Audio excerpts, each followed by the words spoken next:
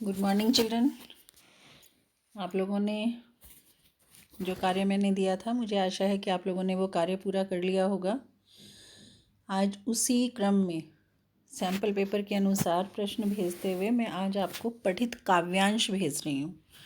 ठीक है, तो आपको इस काव्यांश को पढ़कर इस पर आधारित प्रश्नों के उत्तर लिखने हैं, या मैं कह सकती हूँ कि आपको समझने हैं। कल जो मैं आपको भेजूँगी वो केवल काव्यांश और प्रश्न भेजूंगी, उसमें प्रश्नों के उत्तर नहीं भेजूंगी। ये जो काव्यांश है इसमें आपके प्रश्नों के उत्तर भी साथ साथ हैं जो मैं आपको समझाऊंगी।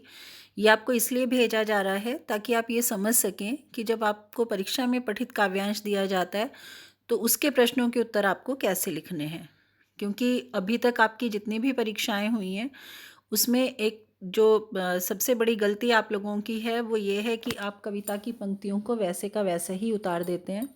आप अपनी भाषा में उन पंक्तियों को नहीं लिखते हैं। तो काव्य की भाषा और गद्य की भाषा अलग अलग होती है, आप अच्छी तरह से जानते हैं। जब हम प्रश्नों के उत्तर लिखते हैं तो हम कविता का प्रयोग या कविता की पंक्तियों का प्रयोग नहीं करते। हमें अपनी भाषा में शुद्ध भाषा में व्याकरण के नियमों के अनुसार वाक्य निर्माण करते हुए प्रश्नों का उत्तर लिखना होता है। तो आज ये जो आपका पठित काव्यांश है ये केवल अभ्यास के लिए है, समझने के लिए है। और कल आपको जो कार्य भेजा जाएगा उसमें पठित काव्यांश आपके 2 या 2 से अधिक भी हो सकते हैं जिनका अभ्यास आपको करना है। तो आज आप इसको बहुत ध्यानपूर्वक सुनेंगे और समझेंगे कि किस प्रकार से परीक्षा में आपको अपने काव्यांश पर आधारित प्रश्नों के उत्तर लिखने हैं।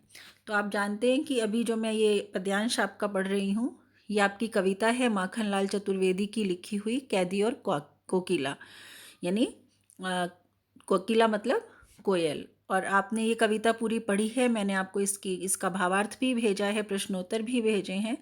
तो अगर आपने इसका भावार्थ बहुत ध्यान से सुना होगा तो आपको पता होगा कि ये कविता स्वतंत्रता सेनानियों के संबंध में लिखी गई है। कवि स्वयं भी एक बहुत प्रसिद्ध स्वतंत्रता सेनानी रहे हैं और अंग्रेजी शासनकाल के समय में जो क्रांतिकारियों के साथ, स्वतंत्रता सेनानियों के साथ अंग्रेजी शासन के द्वारा दुर्व्यवहार किया जाता था, ये कविता पूरी तरह से एक तरह हम कह सकते हैं कि उसकी झांकी है। तो जो कैदी है वो स्वयं कवि अपने आप को भी कह रहा है और जो शेष कैदी वहाँ पर हैं उनको भी वो उनके भी जीवन को हमारे सामने लाता है। और जो कोयल है वो रात के समय कोयल के कूकने की आवाज़ सुनता है, बोलने की आवाज़ सुनता है, और इसलिए कोयल को संबोधित करते हुए वो उससे बहुत सारे प्रश्न पूछता है।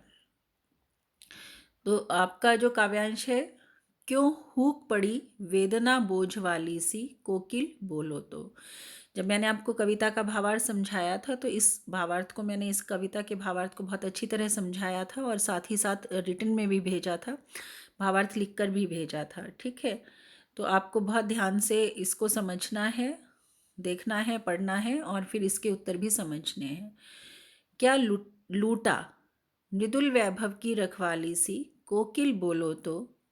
क्या हुई बावली अर्धरात्रि को चीखी कोकिल बोलो तो। किस दावा नल की ज्वालाएं हैं दिखी कोकिल बोलो तो।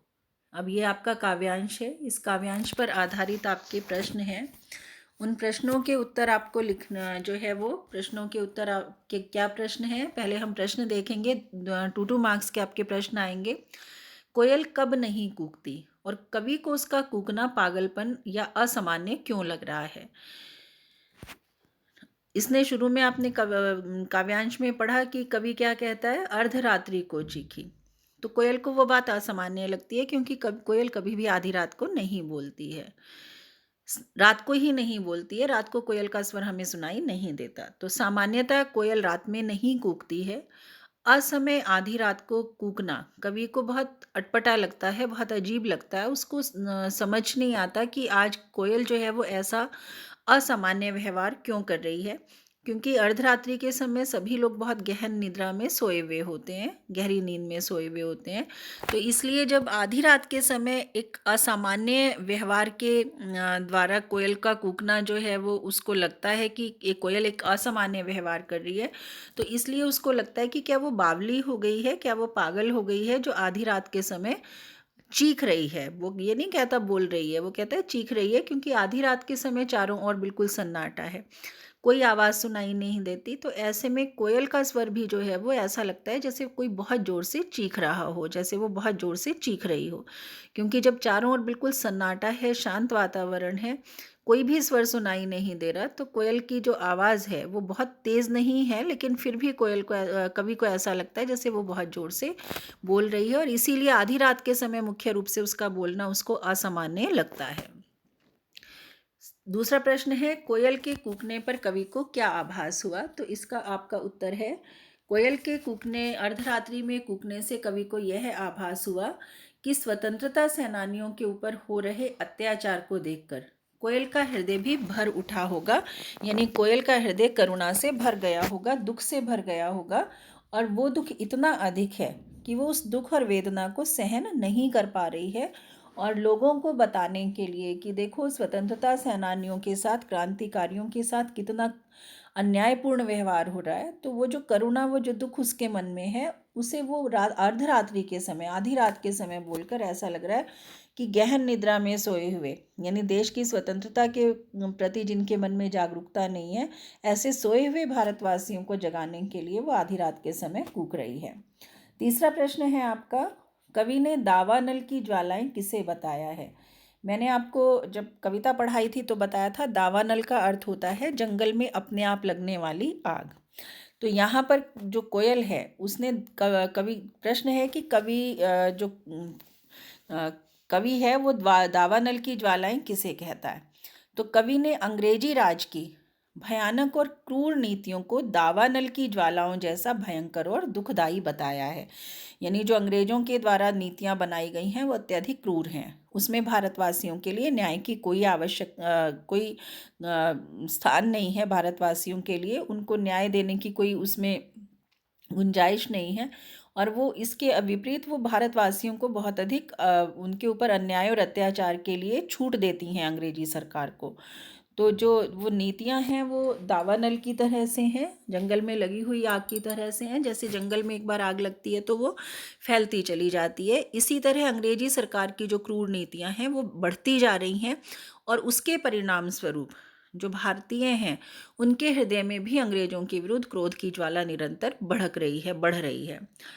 और इसलिए भड़क रही है क्योंकि जनता को जो है वो अंग्रेजी राज की अत्याचार से परिपूर्ण जो नीतियां हैं उनका ज्ञान हो गया है, और कोयल भी इस बात को भली भांति जानती है। तो इसलिए जो कवि है वो जनता के क्रोध और अंग्रेजी राज की नीतियों को दावानल जैसा बताता है। तो इस प्रकार से आपने देखा कि जो हमारा काव्यांश है, ठीक है, हमने जो प्रारंभ में काव्यांश पढ़ा उसमें कहीं पर भी आपको इसमें अर्थ नहीं है, लेकिन ये अर्थ आपको पढ़ाया हुआ है। तो आपको जब अपनी परीक्षा की तैयारी करनी है, आप लोगों को डेट शीट भी आज मिल जाएगी, अभी मैं थोड़ी देर में भेज रही हूँ। तो आपको जो डेट शीट अब मिल भी गई होगी, तो वो आपको क्या करना है, उसके अकॉर्डिंग अपनी तैयारी शुरू कर देनी है। और मैंने कल की वीडियो उसमें आपको भेजा था जो लेक्चर, उसमें भी आपको बताया था कि आपका जो एग्ज़ाम्स होंगे वो ऑफलाइन होंगे, यानी आपको स्कूल में आके परीक्षा देनी होगी। तो इसलिए प्लीज़ आप लोग बहुत ध्यान से तैयारी करिए, ऐसा ना हो कि आप लापरवाही के कारण और आपके जो अंक हैं वो बहुत ज़्यादा ख़राब आएँ और आप पास भी ना हो पाएँ। तो आप सीरियसली लीजिए, इन वीडियोज़ को बहुत ध्यान से सुनिए, बहुत ध्यान से देखिए। ये जो ऑडियोज़ हम आपको भेज रहे हैं, और इसके साथ साथ यूट्यूब का लिंक भी होता है, तो आप लोग देखिए उसको ध्यान से और उसको सॉल्व करिए। अब कल आपको मैं इस तरीके के और अपठित काव्यांश के 2 या 3 अभ्यास कार्य भेजूंगी जो आपको पूरे करने हैं, जिनके उत्तर आपको लिखने हैं, और ये जानने के लिए कि आपने सही लिखा है या नहीं, आपको उसकी पिक मुझे भेजनी पड़ेगी। थैंक यू बच्चों, धन्यवाद। आप अपना काम बहुत ध्यान से करिए, आपका दिन मंगलमय हो।